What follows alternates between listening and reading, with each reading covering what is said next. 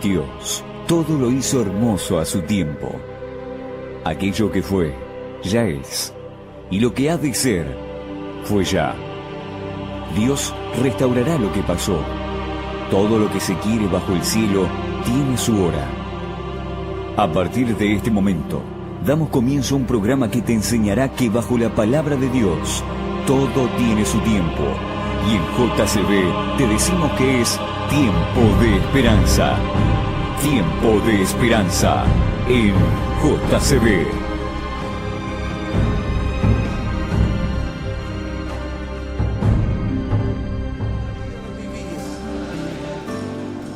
Ese es mi deseo. Llévame allá, donde sé que habrá paz, donde tengo que callar para escucharte hablar, donde todo es realidad y el tiempo no existe más. Una y otra vez, al estar yo junto a ti, no me puedo contener. Cuando me miras así, ya no hay nada que decir. Eres todo. Buenos días, ¿qué tal? ¿Cómo les va? Acá nosotros en el estudio acomodándonos todavía. El 104.9 del dial se abrió al éter para que nosotros los saludemos. ¿Qué tal, amigos de esta radio bendecida por el Señor, donde el Señor tiene siempre su corazón inclinado hacia nosotros los pecadores, con su amor y su característica misericordia? Cadena JCB, Jesucristo bendice, como les digo, transmite por esta frecuencia, retransmite por otras, hacia el interior, hacia la provincia. En el www.radiojcb.com.ar nos escuchan por la internet. Andrés, nuestro amigo, es el que está atrás del vidrio asistiéndonos. Quien les habla es Walter Buceta. Gracias, Andrés. Hola. Llévame allá. Espectacular. ¡Hola! Raúl Ibáñez es mi amigo, mi hermano, mi compañero en estas y en otras andadas. Buenos días. Así, simple. Buenos días. Sencillo. Buenos días. ¡Despiértense! Hola, Jan Navarro. Buenos días. Buenos días. A Jan Navarro tendríamos que decir que tengas buen día, porque no tiene buen día. Ya arrancamos mal. Tuvo una semana complicada el hombre y viene mal, ¿eh? Viene mal.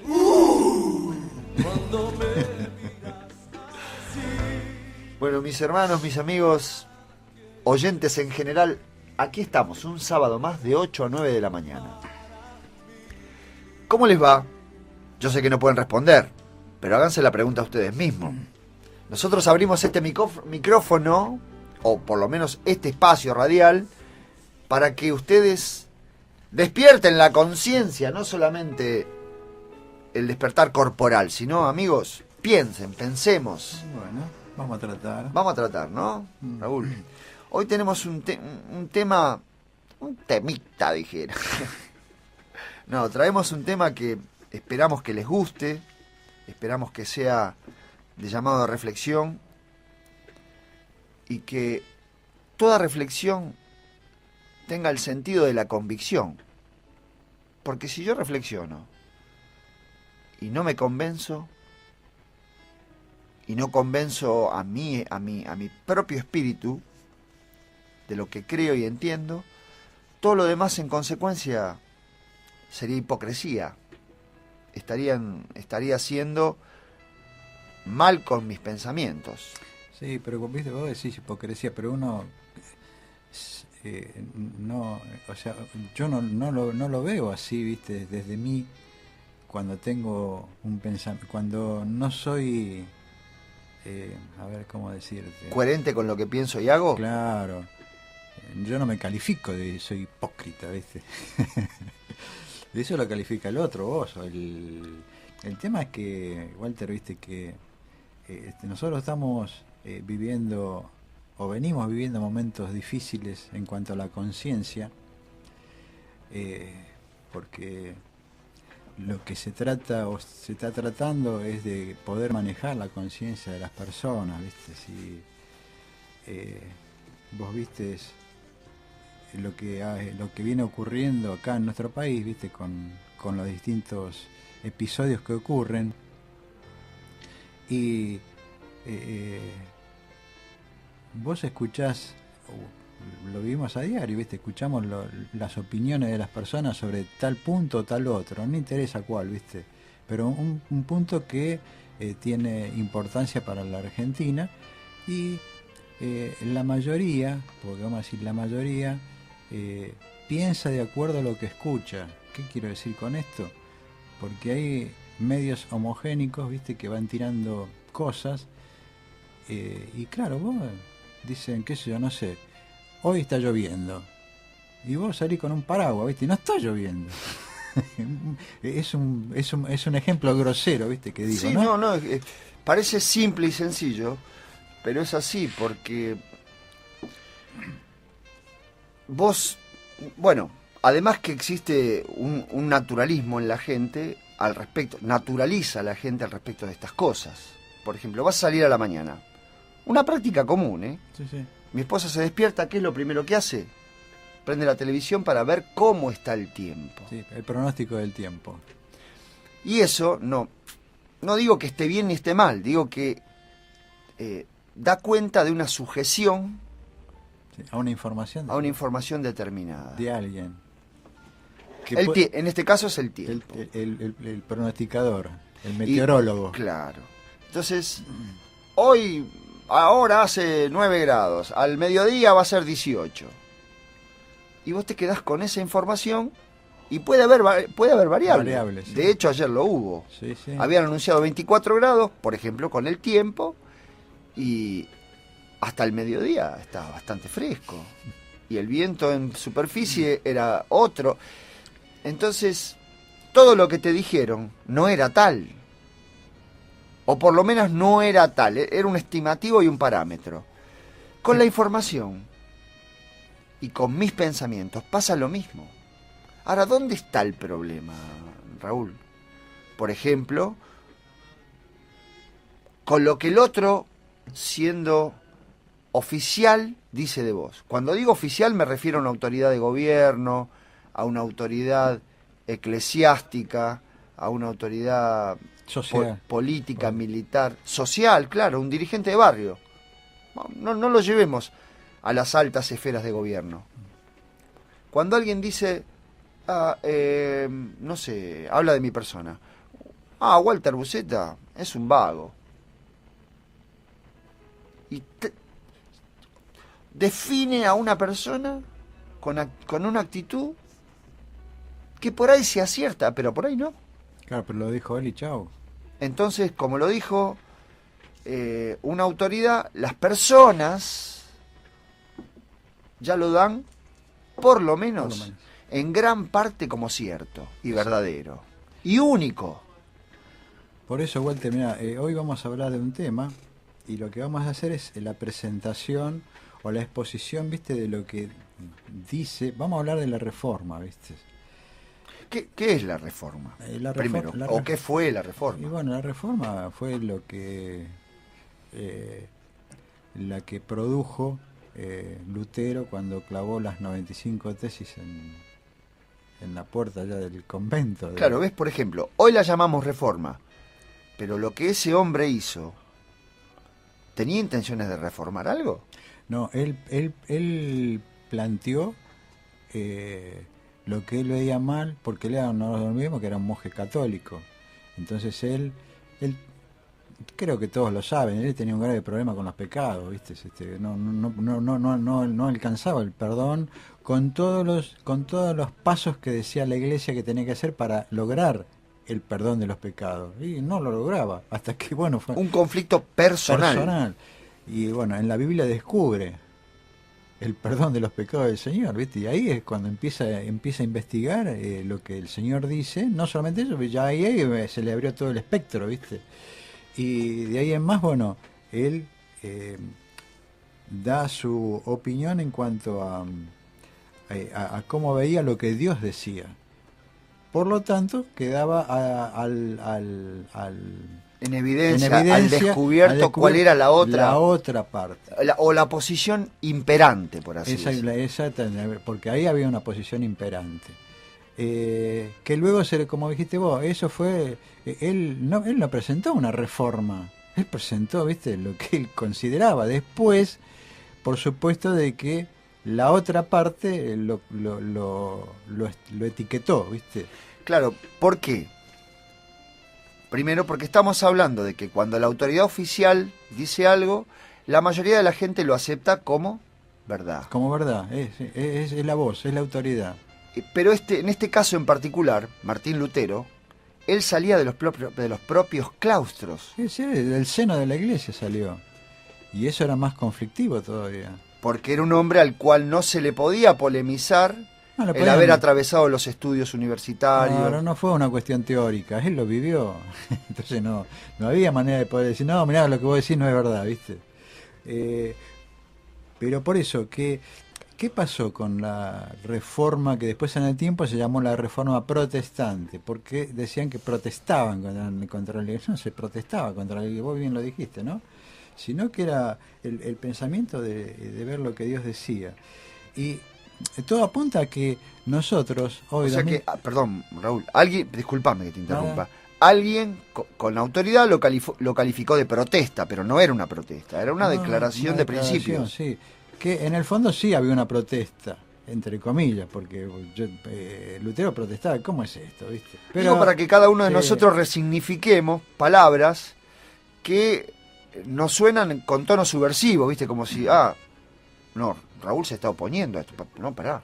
Claro, es que pasa eso. Hoy está tan instalado, 2017, está tan instalado, no con el tema religioso, aunque sí va por ese carril o canal, pero lo mismo, si yo pienso diferente al poder que está en este momento, me ponen, soy enemigo. O sea que automáticamente yo no puedo estar en desacuerdo con vos porque me decís que yo soy enemigo. Yo te digo, mira, Walter, no te peines así, no te cortes el pelo así, pero no, vos sos enemigo mío. Yo te estoy diciendo porque te queda mal, ¿viste? No estoy haciendo... Pero está tan instalado y esto va creciendo de una forma que no nos damos cuenta. Es una hoy cualquier persona ya se llegan a trompada por este tema. O sea, no puedo pensar distinto al poder que piensa. Eso mismo pasó en los tiempos de Jesús. Porque Jesús, cuando salió a protestar, Jesús salió a mostrar lo que era el reino de los cielos. Ahora, ahí no había protesta. No había protesta. Ninguna protesta. El Señor lo único que dice, el reino de los cielos se ha acercado a vosotros y es de esta manera. Y lo fue mostrando y contando. Bueno, bien. Ahora, ¿qué pasó? Vamos a hablar, antes de entrar a hablar con el tema de la reforma, ¿qué pasó con Jesús cuando vino y se presentó en la sociedad y presentó la verdad de Dios? ¿Quién saltó? ¿Quién fue el que se le paró frente a Jesús? ¿Quiénes fueron? ¿El pueblo? Los principales religiosos. Los dirigentes. Los principales dirigentes. Los dirigentes religiosos de ese momento. ¿Y cuál fue el cuestionamiento que le hicieron porque él venía a traer una verdad? ¿Con qué autoridad? ¿Quién te dio autoridad para hacer esto? ¿Y con qué autoridad estás haciendo esto? Porque ellos, estos dirigentes, se consideraban con la autoridad. Entonces vos no tenés el carné, vos no estudiaste con nosotros. A vos nadie se te dio, no se te delegó para que vos hicieras algo que nosotros no decimos. Eso mismo pasó en los tiempos de Jesús. Esto mismo pasó durante la llamada Reforma, porque Lutero presentó lo mismo. Vos fijate, por eso lo que nosotros vamos a poner, no es que vamos a decir si uno tiene razón, si uno tiene otro, sino que cada uno de nosotros tenemos que ir a ver y a escuchar la otra campana. No quedarnos con lo que dicen las, vamos a llamarle, autoridades. Y amigos, hermanos, vamos a ir avanzando porque mi hermano Raúl tiene mucha información. Bueno. Les pido por favor que la vamos a ir administrando, que nos presten atención, porque es fundamental para la felicidad personal de cada uno. Nuestro interés tampoco es sublevar a nadie. Ni tampoco estar en contra de. Pero lo que sí, yo me siento en mi derecho de decirles cómo creo que fue. Sí, eso lo dice la historia, por eso que no, lo que vamos a decir... Con datos objetivos. Claro, no es que uno va a decir, va a tirar... no es un pensamiento, una deducción propia de Walter, Raúl o quien sea que esté aquí. No son deducciones, son hechos. Vamos a la parte de lo que decía, lo que trajo la Reforma. Lutero sacó puntualmente cómo el hombre era justificado o perdonado de sus pecados. A partir de ahí te puedes imaginar, trajo todo el desastre. ¿Por qué? Porque a partir de ahí hubo lo que se llama 4 puntos, porque son 4 puntos lo que los reformadores sacaron a la luz, ¿viste? ¿Cuáles fueron esos 4 puntos? Dijeron, ¿cómo es salvada la persona? O sea, ¿cómo Dios dice en su palabra que el hombre es salvado? Segundo decía, ¿dónde reside la autoridad religiosa? Ellos iban a la palabra de Dios. ¿Qué es la iglesia? Iban a la palabra de Dios. ¿Cuál es la esencia de la vida cristiana según la palabra de Dios? Esos 4 puntos era lo que proponía la Reforma. ¿Podrías repetir el último? ¿Qué es la esencia? ¿Cuál es la esencia de la vida cristiana? Ahora vos fijate, hoy, 2017, se asocia a la Reforma diciendo no, estaban en contra porque adoraban ídolos, por la misa, que si bien es cierto eso, pero eso no fueron los puntos controversiales por los cuales los reformistas de ese tiempo se presentaron y dijeron. Eso eran usos y costumbres de la iglesia. Digo, a ver, eran usos y costumbres de esas comunidades. No sé, los valdenses tendrían sus usos y costumbres, los calvinistas tendrían sus usos y costumbres, porque no adoraban ídolos, no sé, ponían las sillas de una manera, no sé, son rituales que tienen que ver con lo humano, que pueden venir de determinadas formas, pero no es la esencia de la relación de Dios con el hombre. Sí, está bien, pero yo me estoy refiriendo a lo que... A lo que se discutía en ese momento. Claro, porque la iglesia... ¿Cuál era la discusión en ese momento? Porque la iglesia católica romana tenía, o tiene, esto de adorar ídolos. Ellos no le llaman ídolos, por supuesto, son santos.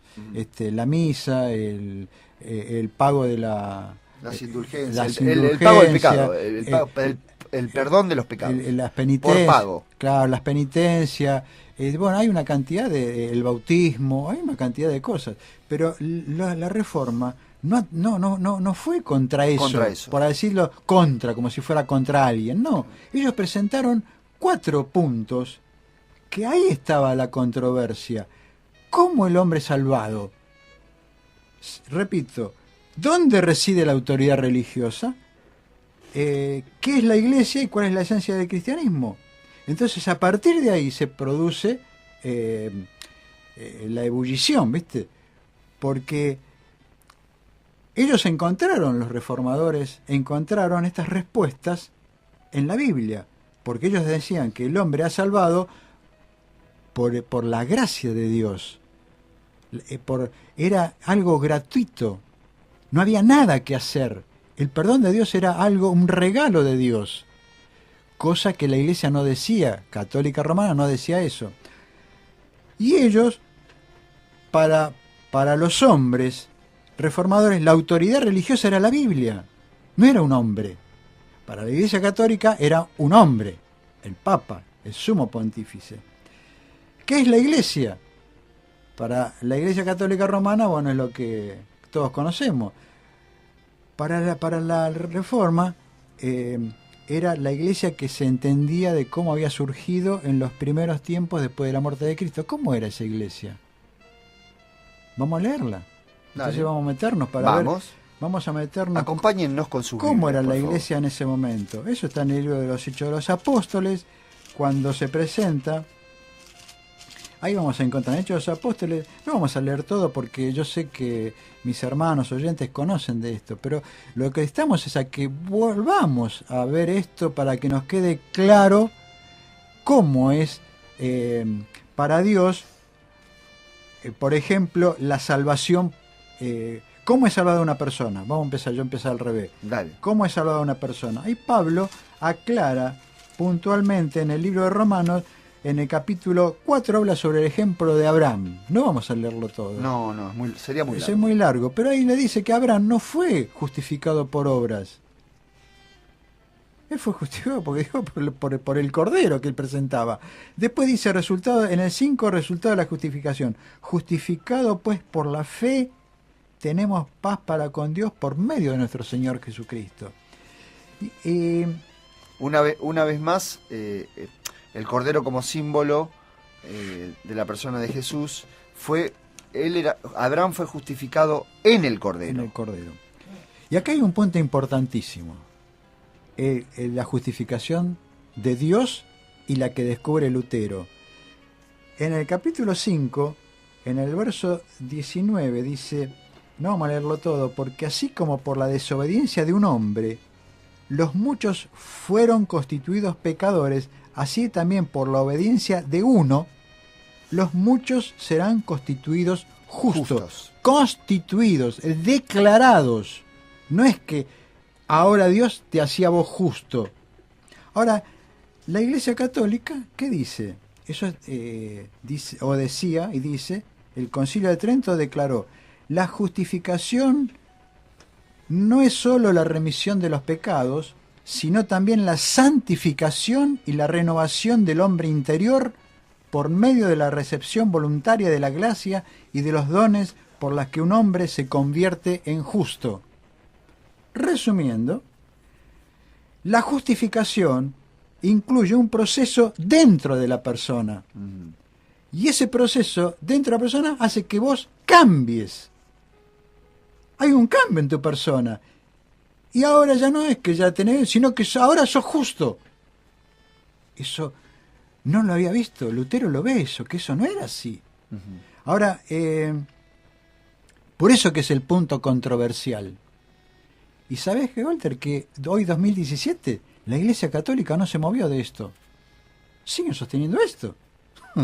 Vos podés decir esto. Su posición teológica sigue siendo la misma. La misma posición teológica sigue siendo exactamente la misma. Es más, en términos ideológicos, ha avanzado en su red social con la convicción en muchas personas de esta forma de ver teológicamente esta cuestión, la salvación. Es que vos fíjate que ahora cuando Lutero saca esto, cuando todos los hombres que aceptan esto y van a las Escrituras y ven que eso no es así, comienza el despertar. Ahora bien, ese despertar en el tiempo se volvió a apagar. Y decís, ¿cómo? ¿Qué pasó? Y no estamos hablando de ahora, sino que estamos hablando de años. Ahora se cumplen 500 años. Bueno, más o menos a partir de 200 años más o menos de la Reforma, esto quedó trunco. Vos fijate de que, porque yo he sido partícipe también en iglesias, vamos a llamarle protestantes, evangélicas, y yo había recibido lo mismo que dicen los católicos, que yo, una vez que era perdonado, ahora venía el Espíritu. A ver. Yo te dejé la notificación. Sí. ¿No? Ahora vos hacé consecuentemente de acuerdo a la notificación que te dejé. Ese es el mensaje. Está bien, Dios te declaró justo. Acá te dejamos la notificación. Raúl Ibáñez es declarado justo. Perdonado de sus pecados. Perdonado de sus pecados. Pero ahora en tu interior tenés que mostrar que es así. Y tenés que hacer cosas para que nosotros veamos y el resto vea que vos das testimonio de que Dios te ha perdonado. Exactamente. Eso es lo que sostenía la Iglesia Católica. Y el mundo evangélico anda por el mismo camino. O sea, ¿qué pasó? ¿Qué pasó? ¿Dónde reside la autoridad religiosa? Otro de los Bueno, puntos. otro de los puntos. Otro de los puntos. Acá decía, y ahí vamos a Hechos de los Apóstoles, decía de que la autoridad residía en lo que Dios decía. Vos fijate que está los primeros tiempos de la iglesia naciente y hablaba que todos eran uno, ¿no? Y dice de que, por ejemplo, te voy a dar porque eso tendrían que investigarlo, cuando se produce la elección de los 7 diáconos, dice que en aquellos días, como crecía, eso está en Hechos 6, como crecía el número de los discípulos, hubo murmuración de los griegos contra los hebreos de que las viudas de aquellos eran desatendidas en la distribución diaria. Entonces los 12, o sea, los apóstoles, los que habían recibido el legado de Jesús para predicar este mensaje, no eran los dueños de la iglesia, no eran cabezas de iglesia. ¿Por qué decimos esto? Porque dice, entonces los 12 convocaron a la multitud de los discípulos, los convocaron, le dijeron, no es justo que nosotros dejemos la palabra para servir, así que busquen, pues, hermanos de entre ustedes, a 7 varones. Y listo, se acabó. Claro. O sea, los discípulos no nombraron a los diáconos. Convocan asamblea. Para que los todo el cuerpo. Todo el cuerpo de esos discípulos. Ahora, no ellos nombran los discípulos. No nos olvidemos de que la Iglesia Católica dice de que que Pedro fue el primer papa. Acá, ¿dónde está el primer papa? Sigamos adelante. Esto para que cada uno mire. Después vemos de que luego se produce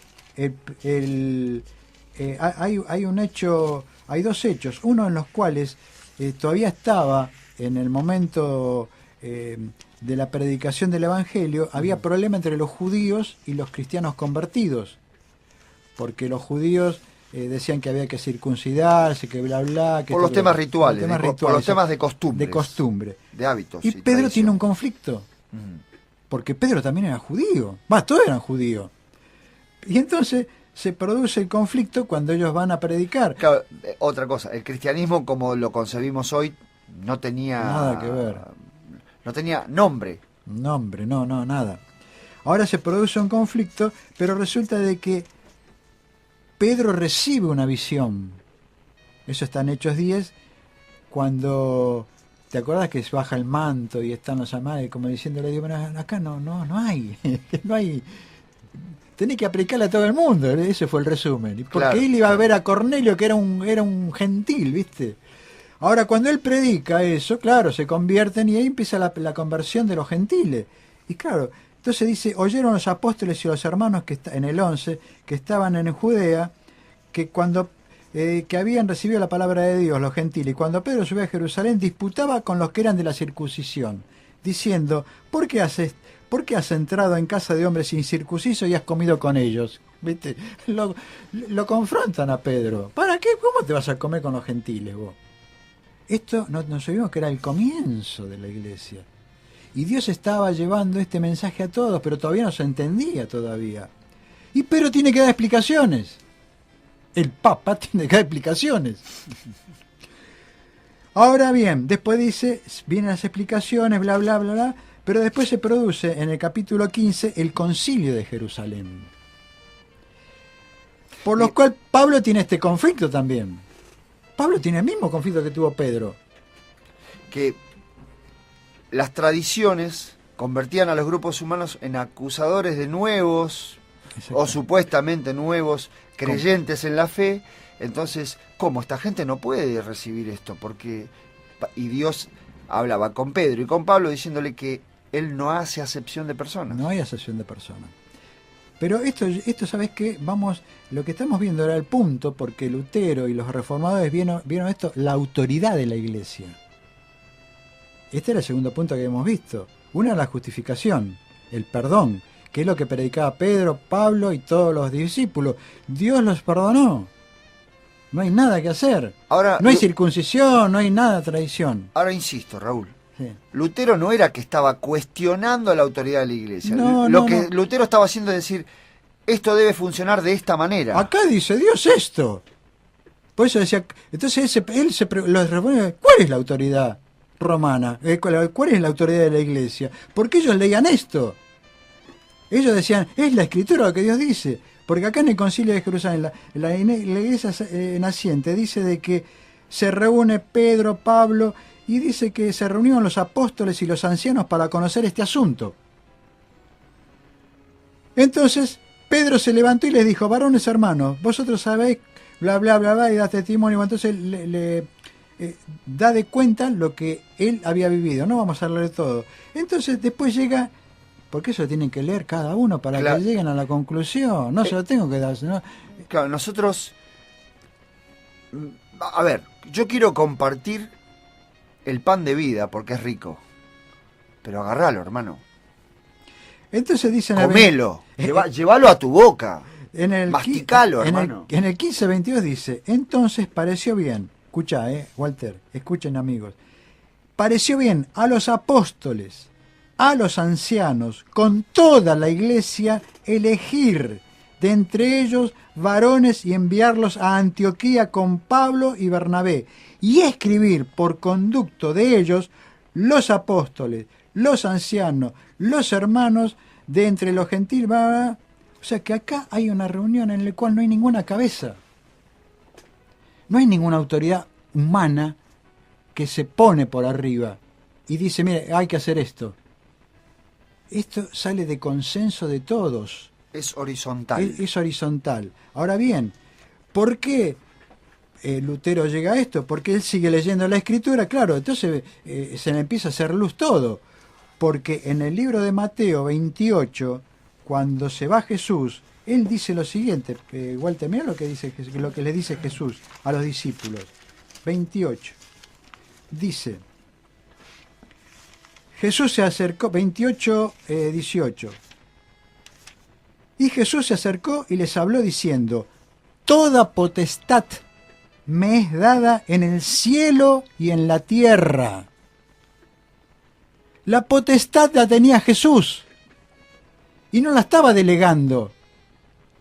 Porque dice, vayan ustedes, por lo tanto, como yo tengo potestad, yo les digo a ustedes, vayan y hagan discípulos a todas las naciones y bautícenlo en el nombre del Padre, del Hijo y del Espíritu Santo, enseñándole que guarden todas estas cosas.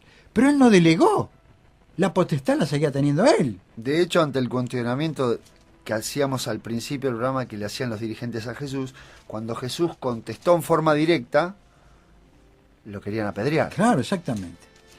Bueno, los reformadores siguen leyendo la Escritura, por eso que dicen que después es la Escritura y lo que dice Dios y no hay otra. Ellos van, entre otros, van al libro de Efesios. Pablo, en el libro de Efesios, en el capítulo 1, dice 1:21, 20, la cual operó en Cristo resucitándolo de los muertos y sentándole a su diestra en los lugares celestiales, sobre todo principado y autoridad y poder y señorío, y sobre todo nombre que se nombra, no solo en este siglo, sino también en el venidero.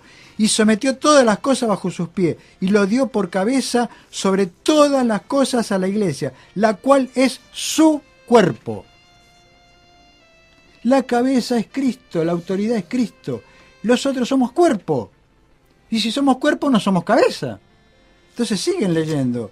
Entonces se van a Efesios, el capítulo 4, 11 y 13, dice, y él mismo constituyó a unos apóstoles, a otros profetas, a otros evangelistas, a otros pastores y maestros, a fin de perfeccionar a los santos para la obra del ministerio, para la edificación del cuerpo de Cristo, hasta que todos lleguemos a la unidad de la fe y del conocimiento del Hijo de Dios, un varón perfecto a la medida de la estatura de la plenitud de Cristo.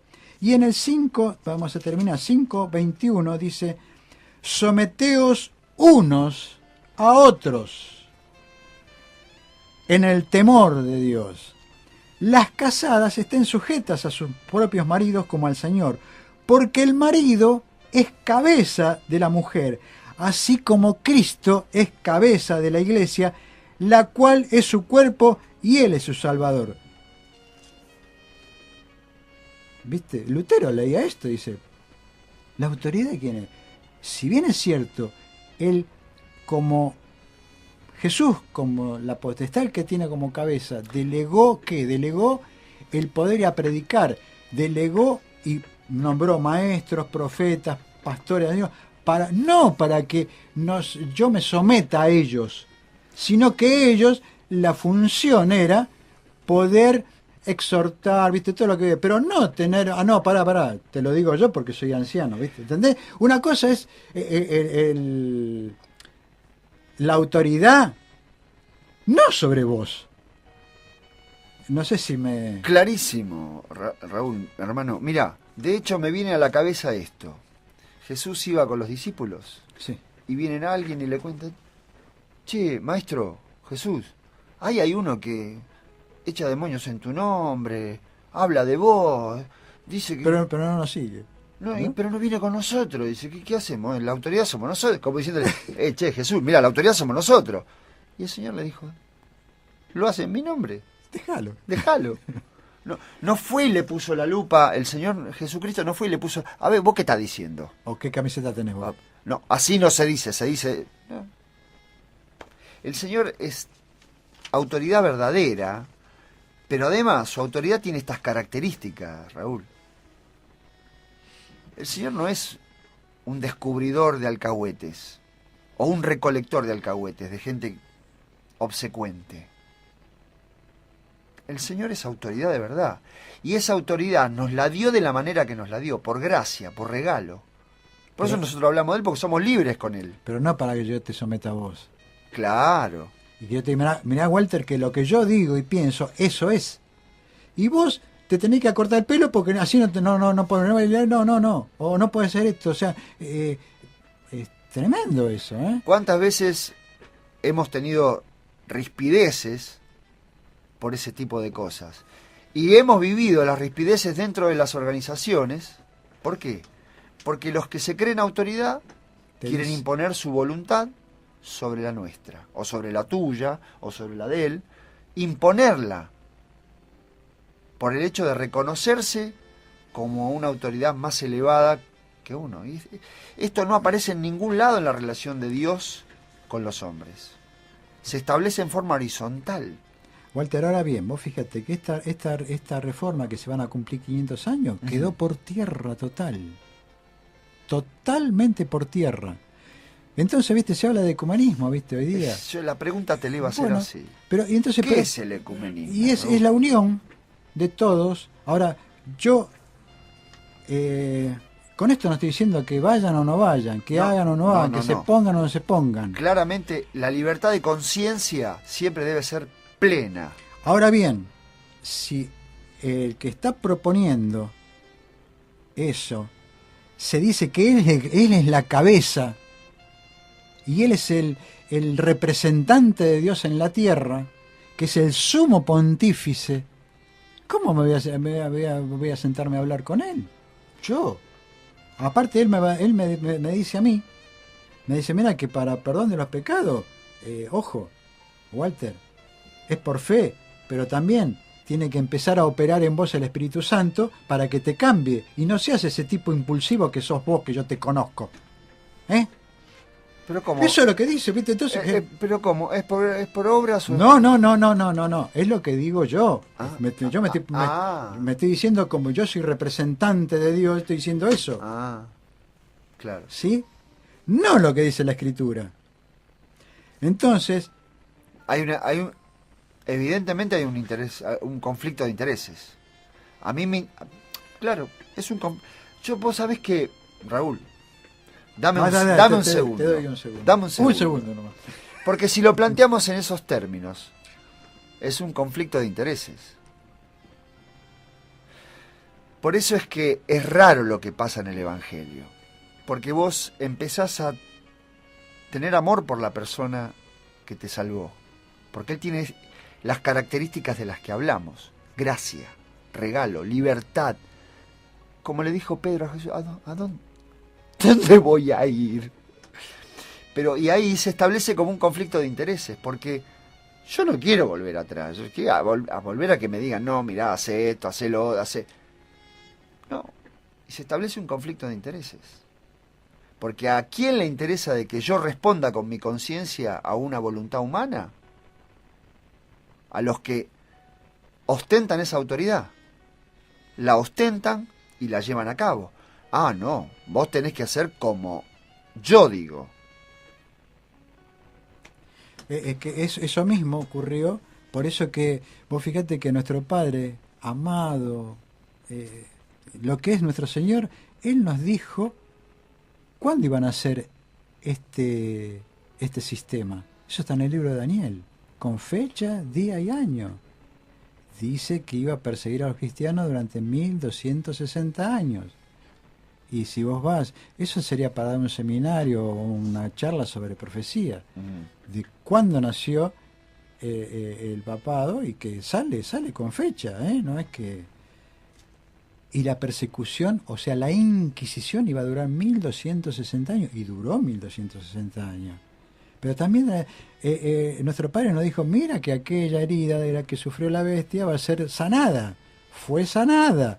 1914, el Tratado de Letrán le restituye todo el poder al papado que se lo había sacado en 1798, cuando el general Berthier tomó prisionero al papa, lo llevó cautivo y le sacaron todo.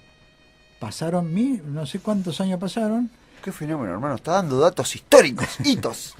Pero es que es así, es que no es porque la Biblia lo dice y es una ocurrencia nuestra. Pero por eso lo que decimos, vayamos y escuchemos la otra campana.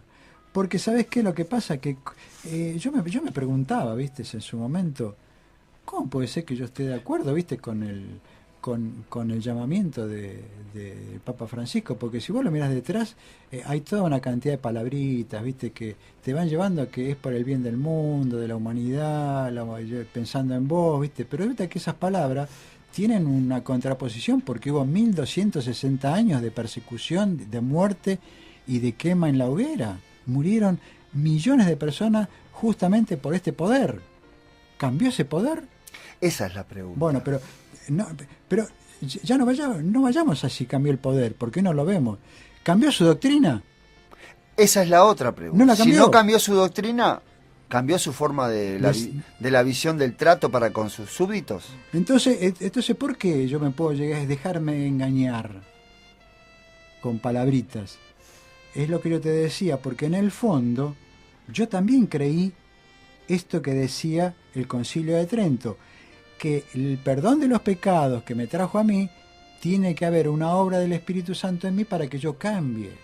Y ya dejé de tomar, ya dejé de beber, ya dejé de mirar a mujeres, que yo no sé, deje de hacer esto. Tiene que haber un cambio en mí y que yo doy testimonio. Eso es lo que yo escuché en mi iglesia y que está inserto. Por eso que podemos llegar a un acuerdo. Si vos crees eso también en el fondo. Entonces, ¿cuál es la diferencia? Es más, estoy a punto de darte mi indulgencia. Porque trata de eso, Raúl. Trata de cuestiones de voluntad, de que tu voluntad me pertenezca. Además, existe esta extraña cosa, que eso es una característica, en realidad no es el tema principal. Pero si yo conozco tu vida personal, y supongamos soy una autoridad más elevada dentro de la iglesia, te tengo agarrado de la oreja, nene. Me tenés agarrado. Claro, porque conozco tus pecados. Por eso es que comenzó eso del pago de indulgencias. Una doctrina perversa y malvada. ¿Sabes qué pasa? Que también, lamentablemente, viste, como nosotros, en vez de ir a escuchar la campana, escuchamos lo que los, vamos a poner el título, líderes espirituales de las iglesias, vienen. Yo te cuento cómo suena la campana. Claro, y yo vengo y yo te digo, mira, yo estuve hablando con fulano, mira, la cosa es así. Es así, es así, así. Y yo, viste, ¿a quién le hago caso? ¿Al líder espiritual o a lo que Dios dice? Claro, pero como yo no voy al que dice, me estoy siempre guiando por lo que dice el líder, estoy en el horno. Y todo nos sigue llevando a eso, a que no vayamos a lo que dice la Escritura. Y mira, yo me acordaba de la selección argentina cuando decía uno, no, lo que pasa es que estamos en formación, ¿viste? ¿Qué formación si hace 10 años que están trabajando juntos? ¿Qué? Bueno, con la escritura pasa lo mismo. ¿Qué voy a ir? Si ya Walter la tiene clara, entonces yo escucho lo que Walter dice y ya está, ¿viste? Con eso me quedo, ¿viste? No es así, porque con ese me quedo, vamos derecho a la muerte eterna. Claro, no es un problema únicamente de costumbres doctrinales. Tiene que ver con lo que yo veo de nuestro Señor. Porque si yo creo que tengo que hacer cosas, ya no es por gracia. No es porque Dios es gracia. Es porque yo hice algo para merecer el perdón. Es terrible eso, Raúl. Es terrible porque, ¿sabes qué es? Vamos a estar como Lutero, ¿viste? Tratando de hacer cosas para alcanzar el perdón de Dios, ¿viste? Vamos a tratar de seguir haciendo cosas para obtener el perdón.